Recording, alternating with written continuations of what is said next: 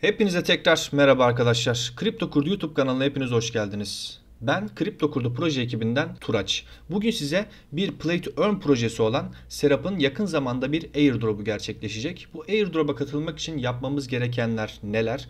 Oyunu nasıl oynayabiliriz? Oyunu oynarken dikkat etmemiz gerekenler neler? Bunlarla ilgili bir video çekeceğim. Öncelikle Serap projesi şu anda erken erişim dediğimiz dönemde ve oyuna sadece kodlar ile girilebiliyor. Ve biz de Kripto Kurdu ekibi olarak sizler için bu kodları temin ettik. Videonun açıklamalar kısmında bulabileceğiniz Kripto Kurdu Twitter hesabımıza gelerek oradaki çekilişe katılarak siz de bu oyunu oynamak için şans elde edebilirsiniz. Ve bu kodlara erişim için çekilişe katılabilirsiniz diyelim. Öncelikle Serap projesi bir MMORPG bir oyun. Yani belirli canavarları keserek, belirli görevleri yaparak, bu görevler üzerinde ilerleyerek, level'ımızı arttırarak ilerlediğimiz bir oyun modeli olarak düşünebilirsiniz. Öncelikle siteye girdiğimiz zaman burada oyunlar kısmına girdiğimizde en altta burada indirme butonu var. Bu butonu basarak oyunu indiriyoruz. Oyunu indirdikten sonra bizim karşılaşabileceğimiz bir sorun var. Bunun çözümü hakkında öncelikle bilgi vereyim.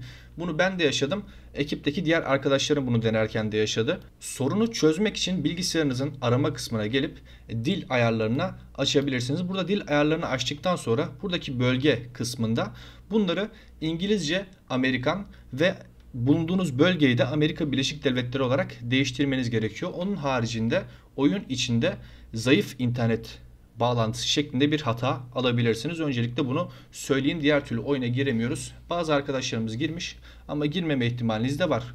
Bu hatayı bu şekilde çözebilirsiniz. Şimdi isterseniz oyuna geçelim. Oyuna girdiğimiz zaman mailimizi yazarak bir mailimize kod geliyor ve bu kodu girip üzerine de bizim çekilişe dağıtacağımız giriş kodlarını girerek oyuna giriş sağlayabilirsiniz. Şu an en baştan o kısmı göstermeyeceğim çünkü elimizde sınırlı sayıda kod var ve bunu da siz takipçilerimizle paylaşmak istiyoruz. O yüzden o kısmı gösteremiyorum maalesef. O kısmı geçtikten sonra bu ekran bizi karşılıyor. Burada bir karakter açmamız isteniyor. En başta okçu, Valkyrie olarak yazıyor. İkinci olarak Necromancer var. Bu da ölü çağırıcı olarak düşünebiliriz.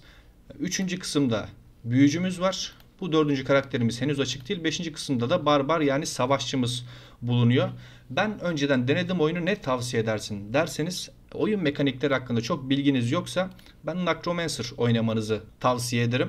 Çünkü Necromancer karakterinde ölüleri çıkarıyoruz ve bu çıkarttığımız ölüler bizim için savaşıyor. O yüzden çok fazla savaşça iç içe girmiyoruz. Çok canımız azalmadan ilerleme kaydedebiliyoruz. Buraya seçtikten sonra yaratma kısmına basıyoruz ve karakterimiz oldu. Giriyoruz oyuna. Oyuna girdikten sonra bir sinematik var. Burayı geç diyelim.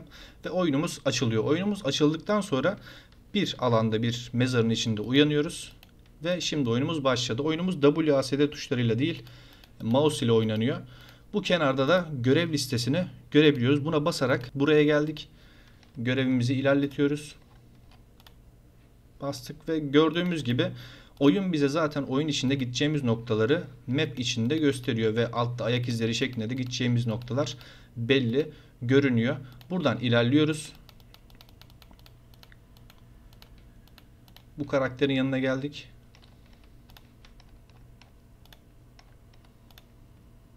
Burada bir silah seçmemizi istiyor.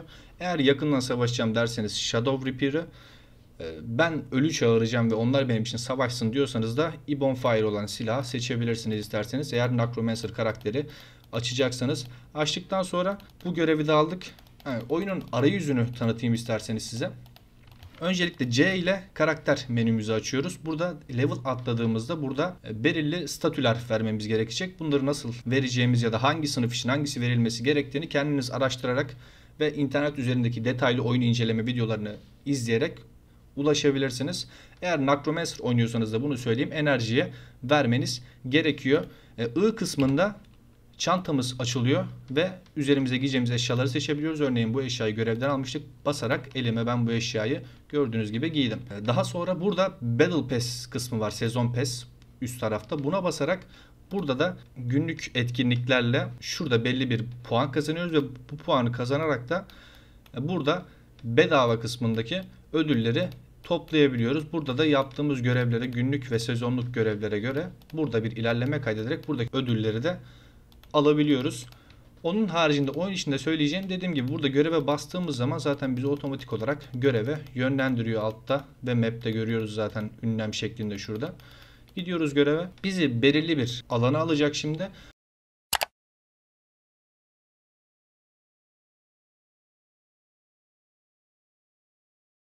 Buraya alması için de istersek burada join diyerek belirli bir grup kurabiliriz ya da belli gruplara katılabiliriz. Ya da ben tek başıma oynamak istiyorum derseniz de buna basabilirsiniz. Eğer arkadaşlarınızla oynayacaksanız bu oyunu bir grup kurarak onlarla da birlikte oynayabiliyorsunuz. Çünkü burada herkes tek başına oluyor bu içeri girdiğimiz andan itibaren. Burada da yine göreve bastığımız zaman ayak izleriyle bize ne tarafa gideceğimizi söylüyor. Gördüğümüz gibi burada düşmanlar geldi. Şu an biz Necromancer oynuyoruz dediğimiz gibi. Burada K tuşuna basarak da biz skill'lerimizi açıyoruz. Yani yeteneklerimizi açıyoruz. Burada öncelikle buna vereceğim. Verdiğim zaman gördüğünüz gibi sağ tıkıma benim bir skill geldi. Ve buna sağ tıkladığım anda da gördüğünüz gibi bir ölü çağırdım. Ve bu benim için zaten savaşıyor. Size Necromancer seçebilirsiniz dememin sebebi de buydu. Ben hiçbir şey yapmıyorum. Zaten çıkarttığım yaratık otomatik olarak kesiyor ve ben arkasında sadece duruyorum. Eğer dediğim gibi oyun mekaniklerini çok bilmiyorsanız bu şekilde siz de bu karakteri kullanmanızı ben tavsiye ederim. Oyun bu şekilde. Dediğim gibi burada görevlere basarak böyle ilerleyerek buradaki canavarları öldürerek level atlıyoruz. Peki biz airdrop'u nasıl katılacağız? Neler yapmamız gerekiyor? Gelin isterseniz bunları anlatayım. Burada Serap projesinin yayınladığı bir Medium makalesi var. Burayı gelip Türkçe'ye çevirelim. Ne anlattığını bize görelim. Öncelikle airdrop'a katılmamız için günlük çevrim içi süre, karakterin seviyesi ve en alttaki kısmı da şu kısmı da anlatacağım. 3 kısmımız bulunuyor bizim burada ilerlemek için. Öncelikle günlük çevrim içi süre. Burada 1 saatin üstünde çevrim içi oyunu oynarsak 1 puan kazanıyoruz. 2 saatin üstünde oynarsak 2 puan kazanıyoruz. 4 saatte üzerinde oynarsak da günlük olarak biz 3 puan kazanıyoruz. Onun haricinde 1 saatin altındaki süre sayılmıyormuş oyun içi airdrop kazanmak için. İkinci kısımda da son karakter seviyesi dediğimiz kısım. Burada da 60 level'ın üstündeki seviyeler sayılıyor. Yani 65 olduğunuz atıyorum 5 puan alıyorsunuz. 80 olduğunuz 20 puan alıyorsunuz.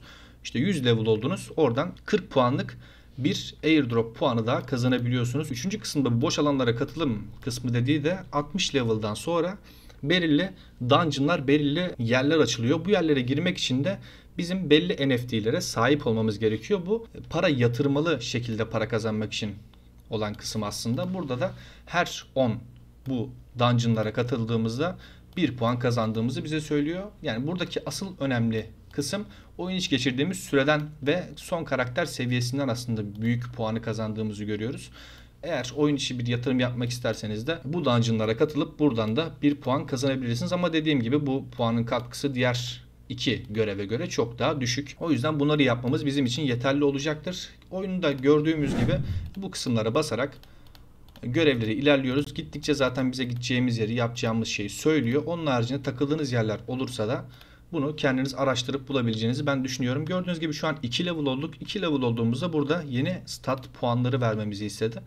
Burada statü dediğimiz kısımda buydu aslında. Biz Necromancer oynadığımız için enerjiye vereceğiz. Diğer sınıflarda hangisiyle güçlendiğini kendiniz araştırarak, kendiniz test ederek bulabilirsiniz. Onun haricinde burada gördüğümüz gibi yeni bir yetenek puanımız geldi. Bunu da istersek buna verebiliriz. İstersek buradaki ağaca verebiliriz. İstersek buradaki ağaca verebiliriz. Bu tamamen sizin oynayış stilinize bağlı olarak değişecektir.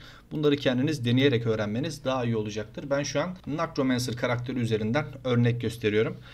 Diğer karakterlerde hepsi farklılık gösterecektir. Onun haricinde oyun içinde anlatacağım farklı bir durum yok. Bu şekilde görevlerde ilerleyerek belirli bir level atlamamız gerekiyor. Bu level atladıktan sonra da 60 level'ın üstünde her seviye bize bir puan olarak yansıyacak ve onun haricinde günlük oyun içinde geçirdiğimiz sürede bize bir puan olarak yansıyacak. Serap tarafında göstereceğim bir de ActPass isminde bir NFT pazarı bulunuyor Serap'ın. Burada da isterseniz ve oyun içinde eğer düşürürseniz ileriki seviyelerde NFT satışı ya da alışı gerçekleştirebiliyorsunuz. Bunlar da şu anda oyun hype'lı olduğu için çok yüksek fiyatlara satılıyor burada. Burada gelip ihtiyacınız olan eşyayı ben uğraşmak istemiyorum deyip isterseniz alabilirsiniz. Ya da belirli bir eşya düşürmüşsünüzdür gerçekten para eden. Bunları da burada satabilirsiniz. Çıkar düşürdüğünüz şeyin NFT olup olmadığını görmek için de burada I'ya bastığımızda eşyanın üzerinde bir NFT numarası yazıyor. Şu an biz görmüyoruz tabii ki bu bir NFT olmadığı için, bir level'lık bir silah olduğu için. Üst kısmında isminin yazdığı yerin üst kısmında bir NFT numarası oluyor. NFT düşürüp düşürmediğinizde o şekilde anlayabilirsiniz. Serap projesi ile ilgili başlangıçta bilmeniz gerekenler bunlar olacaktır. Dediğim gibi biz Kripto Kurdu ekibi olarak Twitter üzerinden bir çekiliş gerçekleştireceğiz bu oyuna katılım sağlayabilmeniz için. Bu çekilişe katılarak siz de bu oyunu oynayabilir. Airdrop için puan kasabilirsiniz. Açıklamalar kısmında bulunan Kripto Kurdu Twitter adresine gelerek bu çekilişe katılabilirsiniz. İzlediğiniz için teşekkürler. Umarım faydalı güzel bir video olmuştur. İyi günler.